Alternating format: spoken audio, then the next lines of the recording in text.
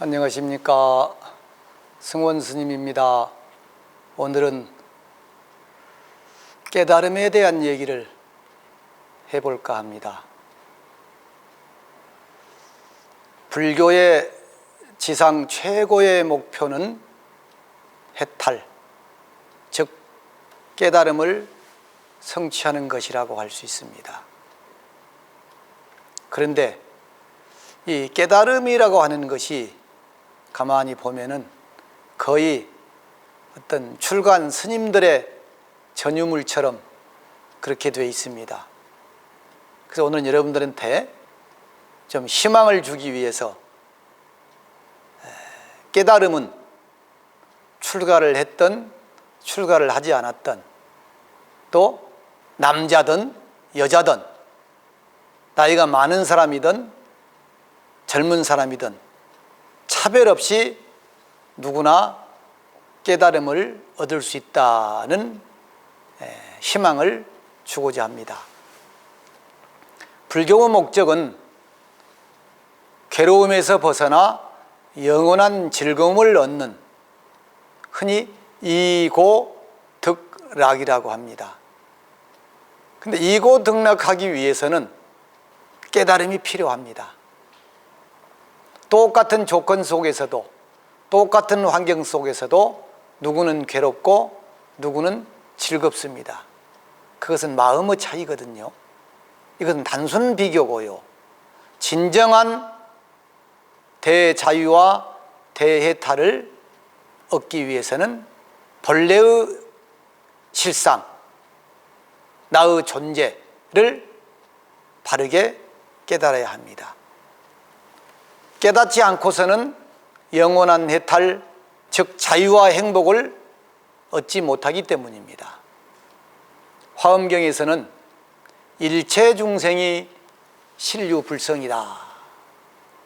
일체 모든 중생들이 다 부처의 성품을 가지고 있다.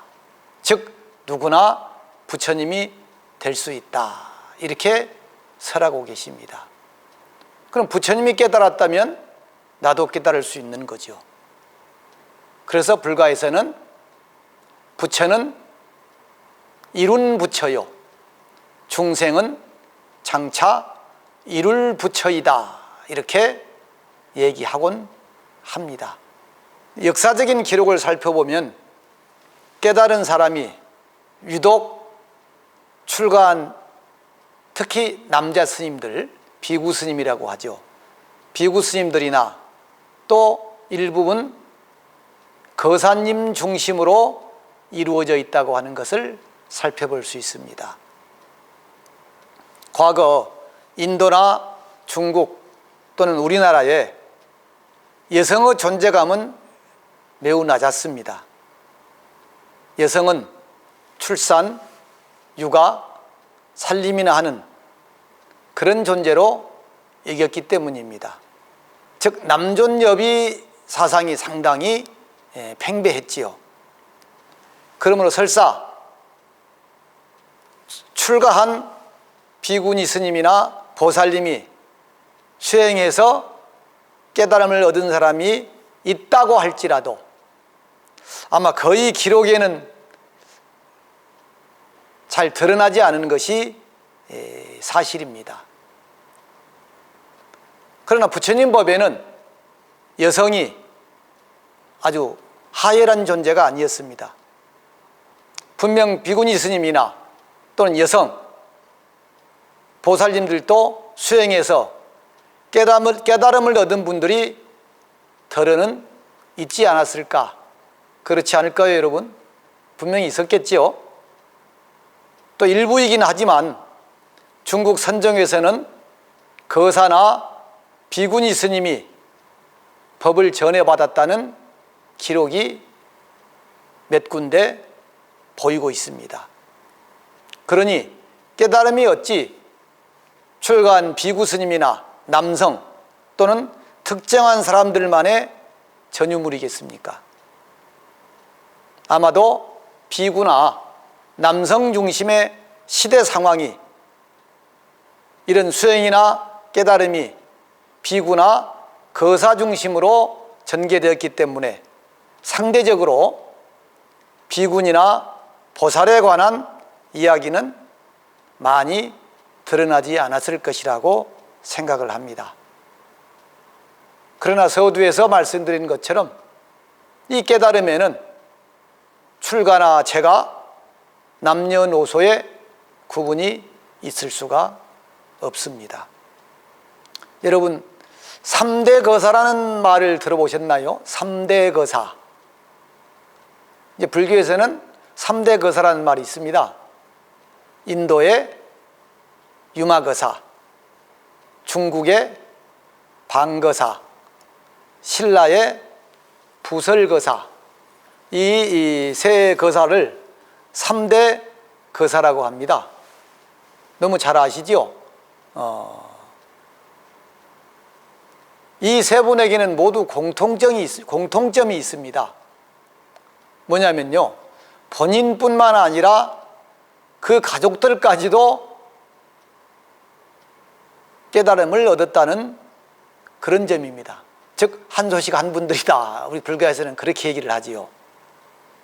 근데 여러분 3대 거사는 있는데 3대 보살이라는 말은 들어보셨나요? 3대 보살. 우리 피디님도 못 들어봤죠? 3대 보살.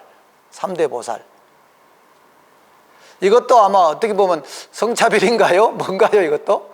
어쨌든 3대 보살이라는 말은 저도 못 들어봤어요. 그래서 만일 누가 저에게 3대 보살을 한번 선정해 보면 누가 들 수 있을까요? 이렇게 한번 의견을 묻는다면 제 개인적인 생각입니다. 저는 승만부인, 이제 부처님 당시 승만부인, 또 중국으로 넘어와서는 방거사의 부인이 방파라고 합니다. 방파 또는 방행파라고도 하는데요. 집에서 부처님을 모시는 할머니, 요즘 말로 하면은 방거사의 부인, 요 정도입니다. 그래서 방파, 방시 방거사의 늙은 할머니, 뭐 이렇게 되겠죠. 그럼 한국에 오면 누가 있을까요? 떠오르는 사람이 없습니까? 저는 부설거사의 부인이었던 묘화부인이 여기 들어가지 않을까, 이런 생각을 해봅니다. 승만부인은 승만경까지 있으니까 논할 필요가 없습니다. 우리가 현존하는 경전 가운데 부처님께서 직접 설하신 경을 흔히 경이라고 하지요. 무슨 경, 화엄경, 뭐 금강경, 원각경 뭐 이렇게 얘기하잖아요. 그런데 부처님께서 설하지 않으셨는데도 불구하고 경이라는 제목이 붙은 경전이 있습니다. 승만 부인이 설한 승만경, 또 유마거사가 설한 유마경, 또 중국의 육조해닝 스님께서 설하신 육조단경, 법보단경이라고 하지요. 그러니까 어떻게 보면은 승만부인은 논할 필요도 없고요, 방파나 묘화부인도 깨달음의 경지가 대단했다고 기록에 전하고 있습니다. 그 선문염송에는 방거사 부인인 방파에 대한 공안이 나옵니다. 이 원래 방거사 가족이 다 대도인인데요, 제일 마지막에 간 분이 이 방파입니다. 그러니까 딸이 먼저 열반에 들고 그 뒤를 따라서 방거사가 열반에 들고, 그 다음에 그 소식을 전하러 갔더니 아들이 그냥 밭에서 호미를 잡은 채로 열반에 들고 이랬다는 거 아닙니까? 어쨌든 제일 마지막에 이 방파만 남는 거예요. 그래서 이제 방거사 부인이 농문사라고 하는 절에 가서 이 열반에 든 방거사 또 딸, 영조, 또 아들을 위해서 제를 모시게 됩니다. 그러니까 윤화 스님, 법회나 제 형식을 주관하는 스님입니다. 그 회양하기 위해서 축원문을 좀 주십시오, 써주십시오. 그러니까 축원문은 쓰지 않고 이 방파가 머리빗을 딱 머리에 꽂은 다음에 윤화 스님에게 스님, 제를 모두 마쳤습니다. 이렇게 말하고 조용히 절을 떠났다고 합니다. 대단하지 않습니까? 보살님, 제가 축원문을 좀 쓸 수 있도록 써주십시오. 그랬더니 자기 머리빗을 머리에 딱 꽂고는 스님, 제를 모두 회양했습니다. 그리고 절을 떠났다는 거예요. 자수선사라고 하는 분이 이 일에 대해서 개송을 짓습니다. 방거사 부인이 빗을 꺼내 머리에 꽂으니 한 가닥의 풍류는 이 세상 어디에도 없구나. 만사는 다만 공도로 결단하나니 윤화 스님이 붓을 들어 글을 쓰지 못하였네. 이런 시를 남겼거든요. 이미 생사를 초월한 방파가 어찌 윤화 스님의 축원을 용납할 수 있었겠습니까? 그래서 이 자수선사는 눈 밝은 부인을 칭송하면서 이 세상 어디에도 이런 풍류가 없다고 찬탄하였던 것입니다. 기록에 의하면은 죽은 기록이 없어요. 이 방파가 여기저리 이절 저절 이 동네 저 동네 뭐 다니는데 행방이 묘연하다 이렇게 돼 있지 죽은 기록이 없어요. 아마 지금도 살아 계실까요?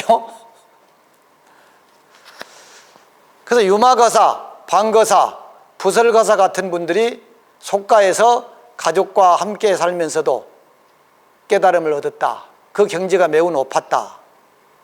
또 승만 부인이나 방파, 묘화 부인도 보통 사람이 근접하지 못할 정도의 도의 경지에 들어있다. 이렇게 기록에 보면 나옵니다. 그런데 이들은 모두 속세를 떠나지 않고도 불법의 진리를 깨달을 수 있다는, 즉 출가하지 않고도 깨달을 수 있다는 제가성도라고 하는 용어가 있습니다. 집에 있으면서도 도를 이룰 수 있다, 깨달을 수 있다, 부처가 될 수 있다. 제가성도 사상이라고 하는데요, 제가성도의 표상이 아닐까 이런 생각을 해봅니다.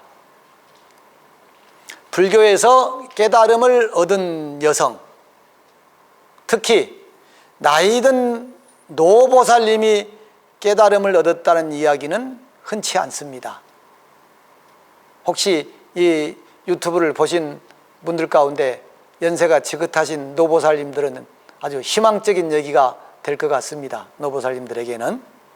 그런데 그 대선사 서장에 스님들이 강원에서 배우는 교재에 그 선에 대한 편지글들을 모아놓은 서장이라고 하는 책이 있습니다. 그 서장에 중국 송나라 때 70이 넘은 노보살님이 계셔요. 진국태라고 하는 그 노보살님이에요. 이 노보살님이 대스님을 뵙지도 않고 대스님의 제자에게 대스님이 어떻게 공부를 하라고 하십니까? 하는 질문을 하고, 우리 스님께서는 조주 묻자 개 불성이 있습니까? 없습니까?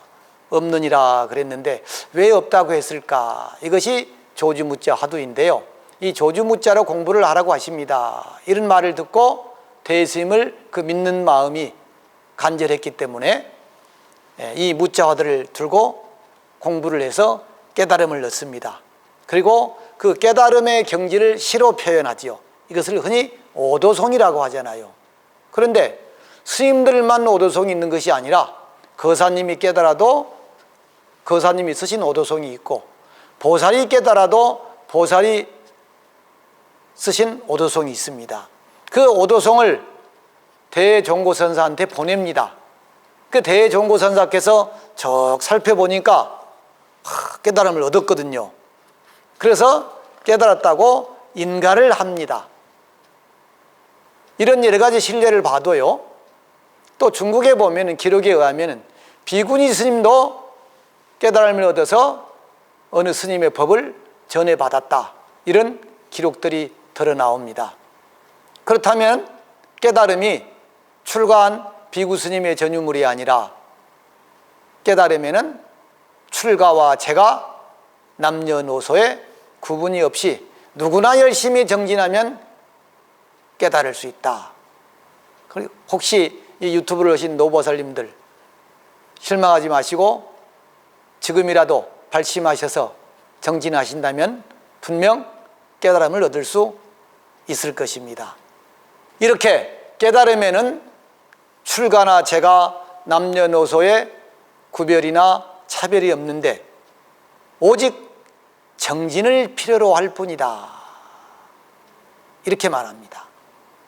부처님께서도 전생에 많은 보살행을 닦은 결과 부처님이 되셨지요. 흔히 이렇게 얘기를 합니다. 아이고, 내가 뭘 깨닫겠어. 다음 생에, 다음 세상에 좋은 인연으로 태어나서, 공부할 인연으로 태어나서 공부할 종자나 심고 인연이나 심고 가야지, 이렇게 말하는 분들도 계십니다. 그러나 금생에 깨닫기 위해서 노력은 해야죠. 간혹 근기가 뛰어난 사람들은 금생에 발심하고 정진해서 깨달음을 얻을 수 있겠지요. 근데 저처럼 보통 사람들은, 근기가 낮은 사람들은 다급생을 부지런히 지혜종자를 심고 가꾸고 공부 인연을 지어야만이 아마 깨달음의 인연이 올 수 있지 않을까요? 중국에 영명연수선사라고 하는 분이 계십니다. 그 스님의 글에 다음과 같은 구절이 있습니다. 만약에 참되고 올바르게 이끌어주는 진정한 스승을 만난다면 삼가 모름지기 간절한 마음으로 부지런히 모시고 가까이 할지니, 가령 공부해서 깨우치지 못하고 배워서 이루지 못하더라도 귀에 한번 지나간다면 영원히 공부의 종자가 되어서, 즉 도의 종자가 되어서 세세생생토록 악취, 나쁜 길에 떨어지지 않, 즉 축생이 된다거나 지옥이 된다거나 이러지 않고 다시 인간으로 태어난다는 말입니다. 세세생생토록 나쁜 길에 떨어지지 아니하고 태어날 때마다 사람의 몸을 잃지 아니하며, 사람의 몸으로 태어난다는 거죠. 왜? 공부 인연을 지었으니까 또 공부하기 위해서 사람 몸을 받겠죠. 태어난 뒤에는 하나를 들으면 1000가지를 깨우칠 것이다, 이렇게 이런 구절이 있어요. 즉 뭐예요? 비록 공부를 안 하더라도 공부 인연을 지어 놓으면 다음에 공부할 인연을 만나게 된다. 또 부처님 경전을 귀로 한번 듣기만 해도 영원히 우리 마음에 저장이 되어서 다음에 태어나면 쉽게 공부할 수가 있다. 이 영명연수선사만 하더라도요, 7살 때 이 아이가, 영명연수선사가 출가하기 전에 7살 때 법화경을 외웠답니다. 그랬더니 양들이 무릎을 다 꿇고 그 동자가 법화경 암송하는 그 소리를 들었다고 하네요. 그래서 이 기록에 의하면 이 영명연수선사가 아미타불의 후신이다, 이런 기록도 있습니다. 또 축생인데도 불구하고 경전을 열심히 들어서 사람이로 태어나 가지고 다시 훌륭한 스님이 된 이야기가 있습니다. 중국의 그 동진 때 다미라고 하는 스님이에요. 이 스님이 전생에 꿩이었어요. 꿩. 그래서 이 법지라고 하는 스님이 있는데 이분이 이 초막을 짓고 늘 법화경을 독송을 합니다. 그 법화경을 읽을 때마다 꿩이 하나 날아와서 딱 앉아서 법화경을 들어요. 이러기를 7년을 들었대요, 이 꿩이. 근데 하루는 꿩이 아주 초췌한 모습으로 스님 옆에 온 거예요. 그래서 스님이 그러죠. 너는 비록 날짐승이지만 오랫동안 경을 들었으니 이제 짐승의 몸을 벗고 다음에는 사람으로 태어날 것이다 하고 위로를 해줬대요. 그래서 이제 얼마 안 가서 꿩이 죽었어요. 그래 그날 밤에 스님이 잠에 들려고 하는데 꿈에 꿩이 한 마리, 어린이 한 애가 나타나서 절을 딱 하고는 저는 전에 스님 곁에 있던 꿩입니다. 스님께서 경 애우시는 것을 들은 이 공덕과 인연으로 지금 저 아랫마을에 왕씨 내 집안의 아들로 태어났습니다. 그걸 증명하기 위해서는 제 오른쪽 겨드랑이 아래 보면 솜털이 있는데 그게 꿩의 솜털처럼 그렇게 나 있을 것입니다. 그래요. 그래 이제 법지 스님이 이제 얼마 뒤에 이제 찾아갔겠지요. 그래서 그 집에 도착했는데 그 꼬마 하나가 딱 나와서는 스님 오셨습니까? 하고 절을 하는 거예요. 그래 이제 그 아이의 이렇게 겨드랑이 밑을 봤더니 꽁털이 나 있는 거예요. 그래서 이 아이가 이제 15살에 스님이 돼서 법명을 단미기다 이렇게 받았어요. 근데 그 어린아이한테 당시에 법화경을 한번 외워보라 그랬더니 한자도 틀리지 않고 법화경을 줄줄줄줄 외더래요. 이처럼 짐승도 공부의 인연을 지어놓으면 그 다음에 또 공부의 인연으로 태어나서 공부할 수 있게 된다고 합니다. 그러니까 비록 우리가 금생에 깨달음을 얻지 못할지라도 공부의 인연을 지어놓으면 다음 생에는 분명히 또 그 인연을 만나서 깨달음을 얻을 수 있지 않을까 이렇게 생각을 합니다. 참선하는데 공부하는데 갖춰야 할 3가지 요건을 흔히 3요라고 합니다. 3요. 신심, 분심, 의심입니다. 신심은 내가 부처라고 하는 사실을 굳게 믿고 나도 열심히 정진하면 성불할 수 있다, 깨달을 수 있다는 확신을 신심이라고 합니다. 분심은 과거의 모든 부처님들과 여러 스님들도 깨달음을 얻어서 중생제도를 하고 계시는데 왜 나는 여태까지 이렇게 생사윤회를 하는가 마음속으로 분하고 억울한 마음이 들어야만이 공부할 마음이 생긴다는 거예요. 단 불이야 은정 비불능야라는 말이 있습니다. 다만 내가 하지 않았을 뿐이지 능력이 없는 것은 아니다. 해보지도 않고 공부하지도 않고 나는 안 된다고 하고 나는 못할 것이다 하고 이래서는 안 된다는 말입니다. 3번째는 의심입니다. 알 수 없는 생각이 꽉 막히는 것입니다. 나는 누구인가? 울고 웃고 화내고 짜증내고 불평하고 불만하고 그러는 이 몸뚱이를 끌고 다니는 놈은 누군가? 존재에 대한 의심을 항상 품어야 된다는 것입니다. 이 존재에 대한 의심을 우리는 본참화두다 그럽니다. 본참화두. 일상생활 속에서 끊임없이 의심을 해야만이 깨달음을 얻을 수 있다는 것입니다. 하모 스님께서는 현정론에서 이런 말씀을 했습니다. 성품에는 본래 정, 인정이 아니고 망정, 잘못된 생각이지요. 우리의 본래 성품에는 본래 망정이 없지만 그 본래의 성품에 미혹하면 망정을 일으키게 된다. 망경, 즉 번뇌망상이 생기면 지혜가 막히고,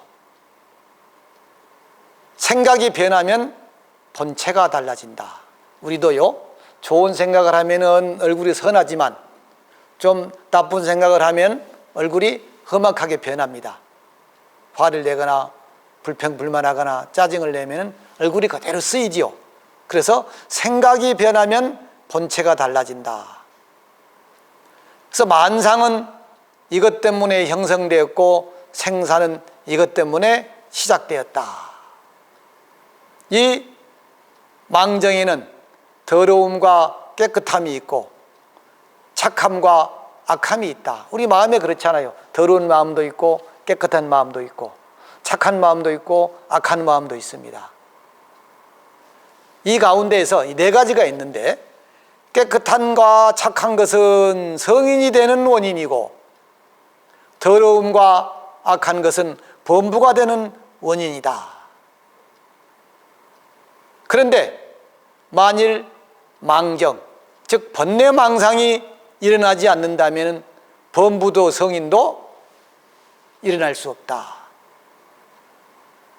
즉 수행은 마음속에 망정, 잘못된 생각을 덜어내고 본래의 나를, 나 자신을 회복하는 것입니다. 종경록에 일념망심이 제동하면 즉구세간고라, 이런 말씀이 있습니다. 마음속에 한 생각, 잘못된 생각이 딱 자리를 잡으면, 일어나게 되면, 움직이게 되면 그 즉시 세상의 모든 고통이 갖추어진다. 즉 생기게 된다는 말씀입니다. 생각이 이렇게 중요합니다. 특히 현대사회에서는 공직자, 정치 지도자, 종교 지도자, 이런 분들의 한 생각이 온 국민의 삶을 좌지우지하게 됩니다. 그래서 정치 지도자, 종교 지도자, 공직자, 이런 분들의 잘못된 생각이 하나가 들어가면 우리 국민들이 고달프고 피곤하고 힘들지요. 그게 망정입니다. 망정. 그래서 망정을 제거하는 것이, 없애는 것이 깨달음이다. 그래서 이 모든 분들이 바른 생각으로 우리 국민들을 바른 길로, 좀 더 행복한 세계로 선도해 주셨으면 하는 그런 마음도 좀 듭니다. 우리 선가에 보면은 이오위칙이라는 말이 있습니다. 오직 깨달음으로써 법칙을 삼으라. 금생에 깨닫는 것으로서 나의 일생 목표를 삼으라, 이런 말과도 같겠죠. 다만 더디고 늦는 것에 대해서는 걱정하지 말고 열심히 정진하라는 그런 가르침이기도 합니다.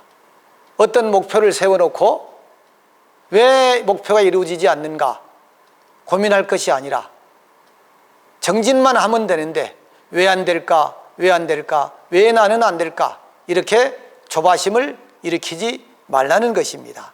그래서 더디고 늦게 되는 것에 대해서는 걱정하지 말고 오직 한 생각 일으켜서 나도 깨달을 수 있다.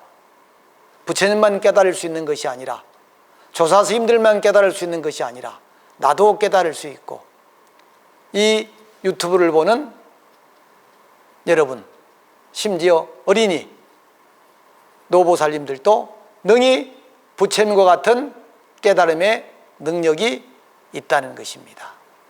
그래서 우리 모두는, 우리 불자는 깨달음을 목표로 해야 됩니다.